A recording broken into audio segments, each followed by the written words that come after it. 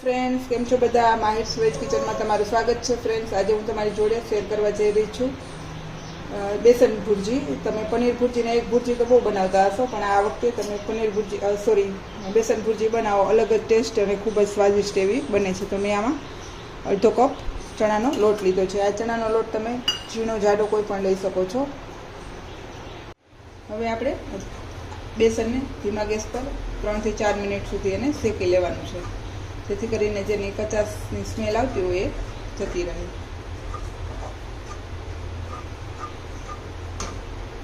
તો 3 થી 4 મિનિટ જેવું થઈ ગયું છે અને આપણું બેસન છે એકદમ સરસ શેકાઈ ગયો છે. હવે આપણે એને નીચે ઉતારી લેશું. હવે જે બેસન શેકાઈ ગયો છે એને આપણે પાણીથી ઘોલ બનાવી લેશું. એકદમ સરસ આવી રીતેથી પાણી નાખી અને એકદમ લીસું એને બનાવી લઈશું અને આને આપણે સાઈડમાં રાખી દઈશું. આ રીતનું આપણે એકદમ ઢીલું એવું આનું ઘોલ તૈયાર કરી લઈશું અને હવે એને આપણે સાઈડમાં રાખીશું. આમાં મેં એક મોટી ડુંગળી લીધી છે, નાનું એકદમ કટિંગ કરીને. એક મોટું ટમેટું લીધું છે, અડધું મોટું કેપ્સિકમ લીધું છે અને 3 ચમચી જેટલી આદુ લસણની પેસ્ટ અને 3 લીલી મરચી. મરચી મેં તીખી લીધી છે, તમે તમારી તીખાશ મુજબ વધતું ઓછું કરી શકો છો.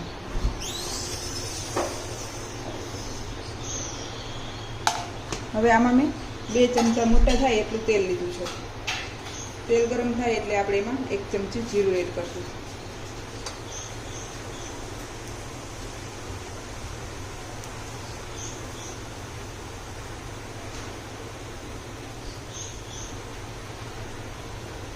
જીરું થોડું આવું ઉપર આવે એટલે આપણે જે આદુ લસણની પેસ્ટ બનાવી એ એડ કરી દેવાની છે અને આપણે એકદમ સરસ એને પકાવી લેવાની છે.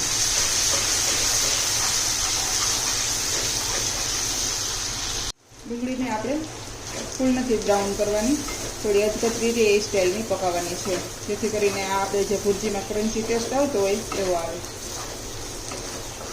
તો આને ફાસ્ટ ગેસ પર આપણે થોડી વાર સાંતળી લઈશું. આ સ્ટેજ ઉપર આપણે કટિંગ કરેલી મરચી અને કેપ્સિકમ પણ એડ કરી દઈશું, જેથી કરી ડુંગળી અને કેપ્સિકમ પર આરે સોફ્ટ થઈ જાય.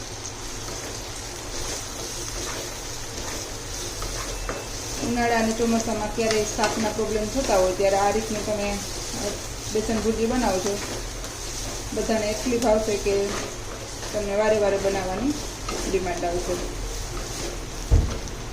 હવે ડુંગળી આવી અધકચરી ચડી ગઈ છે એટલે આપણે ટમેટું એડ કરી દઈશું.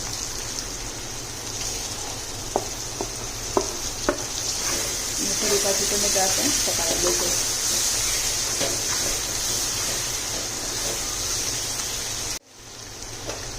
આપણે મસાલામાં થોડી હળદર, 1 ચમચી ધાણા જીરું પાવડર અને 1 ચમચી કાશ્મીરી લાલ મરચું પાવડર. તીખાશ મુજબ વધતું ઓછું તમે કરી શકો છો. અને આખી સબ્જીના ભાગમાં આપણે મીઠું એડ કરી દઈશું અને 1 ચમચી જેટલું શેકેલું જીરું. શેકેલું જીરું ચોક્કસથી એડ કરજો, એનાથી બેસન ભુરજીમાં ટેસ્ટ વધારે આવે છે. અને 1 ચમચી જેટલી કસૂરી મેથી એડ કરી દઈશું. હવે થોડા ટમેટા સોફ્ટ થાય ત્યાં સુધી એને પકાવશું, જેથી કરીને મસાલા પણ હારે ચડી જાય અને ટમેટા પણ સોફ્ટ થઈ જાય.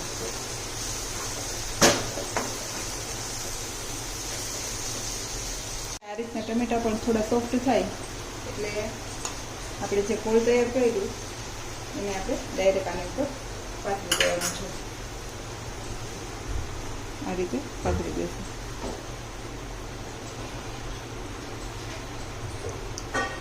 અને થોડી વાર આપણે એને આમને જ રહેવા દઈશું. આવી રીતે 2 થી 3 મિનિટ આવી રીતેથી આપણે બેસનને હલાવ્યા વિના રહેવા દઈશું, જેથી કરીને બેસન ડ્રાય થશે ત્યારે આપણે એને બદલાવીશું.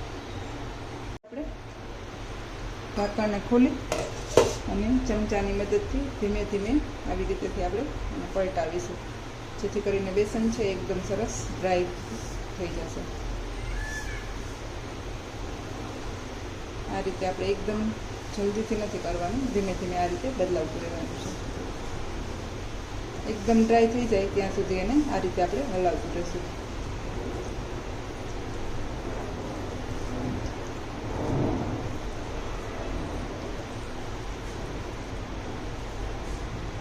લાસ્ટમાં થોડો ગરમ મસાલો એડ કરી દેશું. એ બિલકુલ ઓપ્શનલ છે, તમારે એડ કરવો હોય તો કરી શકો છો, ન કરવો હોય તો બી ચાલે. ફરી પાછું આપણે હલાવશું. જ્યાં સુધી બેસન ડ્રાય થાય ત્યાં સુધી એને આ રીતે પકાવતા રહેવાનું છે. પંજાબી પણ ભૂલી જાવ એવું આ બેસન ભુરજી બને છે, તો તમે ચોક્કસથી ટ્રાય કરજો.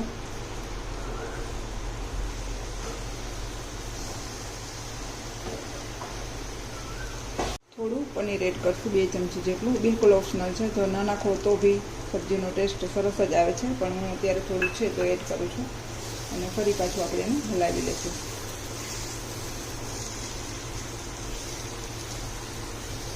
તો તમે જોઈ શકો છો આપણી સબ્જી છે એકદમ સરસ ડ્રાય એવી થવા આવી છે.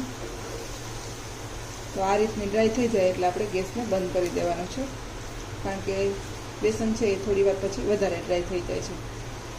તો હવે આપણી સબ્જી છે એકદમ સરસ બનીને રેડી છે. હવે આપણે એમાં ધાણા ભાજી એડ કરી દઈશું.